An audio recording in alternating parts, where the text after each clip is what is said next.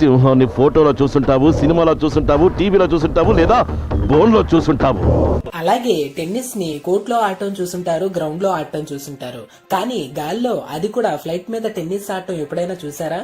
దీనితో పాటుగా మరిన్ని ఇంట్రెస్టింగ్ విషయాల గురించి ఈ వీడియోలో తెలుసుకుందాం. స్టార్ట్ చేద్దాం. నెంబర్ 1, శివాజీ సినిమాలోని ఈ సీన్ చూశాక రజనీకాంత్ తప్ప ఇంకెవరూ ఇలాంటిది చేయడం సాధ్యపడదని అనుకున్నాను. కానీ ఇదే ఆలోచన వరల్డ్ వార్ 2 సమయంలో హిట్లర్ మామకి కూడా వచ్చింది.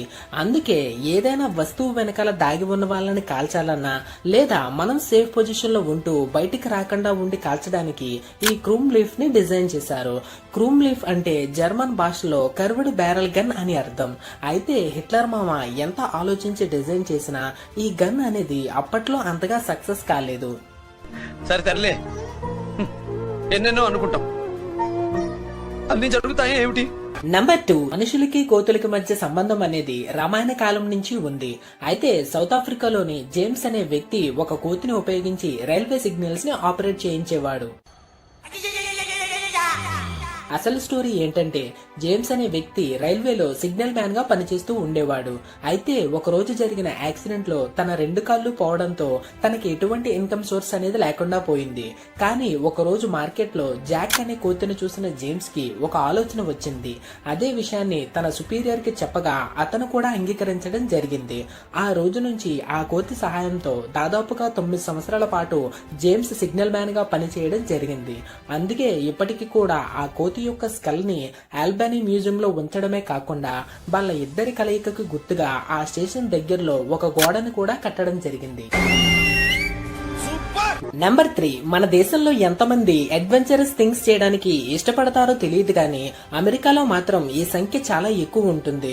అక్కడ ఉన్న ప్రతి నలుగురిలో 3 అడ్వెంచరస్ థింగ్స్ చేయడానికి ఇష్టపడతారు. Like bungee jump, scuba diving, paragliding లాంటివి. అయితే కొన్నిసార్లు ఈ పిచ్ అనేది పీక్స్ కి చేరిపోయినప్పుడు ఇలా ఏరోప్లైన్ మీద టెన్నిస్ ఆడటం లాంటివి కూడా చేస్తూ ఉంటారు. ఫ్యాషన్ ఇది, పిచ్చి పలు రకాలని. కానీ ఇదంతా ఒక పబ్లిసిటీ స్టంట్ మాత్రమే. అయితే ఎంత పబ్లిసిటీ స్టంట్ అయినా సరే గాల్లో దీపం పెట్టినట్టుగా మన ప్రాణాల్ని గాల్లో పెట్టలేం కదా. నెంబర్ 4, సైజ్ సినిమాలోని హీరో అపోజిషన్ టీమ్ చేసిన ఈ డాన్స్ అనేది అప్పట్లో చాలా సెన్సేషన్ క్రియేట్ చేసింది. అయితే రీసెంట్ గా న్యూజిలాండ్ కి చెందిన యంగెస్ట్ ఎంపీ కూడా పార్లమెంట్ లో ఇదే రకమైన పాట పాడుతూ చేసిన ఈ డాన్స్ అనేది చాలా ఫేమస్ అయ్యింది. యాక్చువల్ గా ఈ డాన్స్ వెనుక ఉన్న అసలు స్టోరీ ఏంటంటే, దీన్ని హాకా డాన్స్ అని అంటారు. న్యూజిలాండ్ కి చెందిన ఒక ట్రైబల్ జాతికి సంబంధించిన ట్రెడిషనల్ డాన్స్ ఫామ్ ఇది. అలాగే ఈ డాన్స్ ఫామ్ ని 1820లోనే కనిపెట్టినప్పటికీ New Zealand rugby team players match start అవ్వడానికి ముందు ఈ డాన్స్ పర్ఫామ్ చేయడం స్టార్ట్ చేసిన దగ్గర నుంచి ఈ డాన్స్ అనేది చాలా ఫేమస్ అయ్యింది. అయితే ఈ విషయం తెలియక చాలా మంది అప్పట్లో ఇది రాజమౌళి గారు ఓన్ గా క్రియేట్ చేశారని అనుకున్నారు. దొంగతనం అంటే దౌర్జన్యంగా దోచుకోవటం, తస్కరించడం అంటే తెలివిగా తీసుకోవటం. సోది చెప్పి కవర్ చేయకు. వీడియో ఏమాత్రం ఇంట్రెస్టింగ్ గా అనిపించినా జస్ట్ ఒక లైక్ చేయండి చాలు.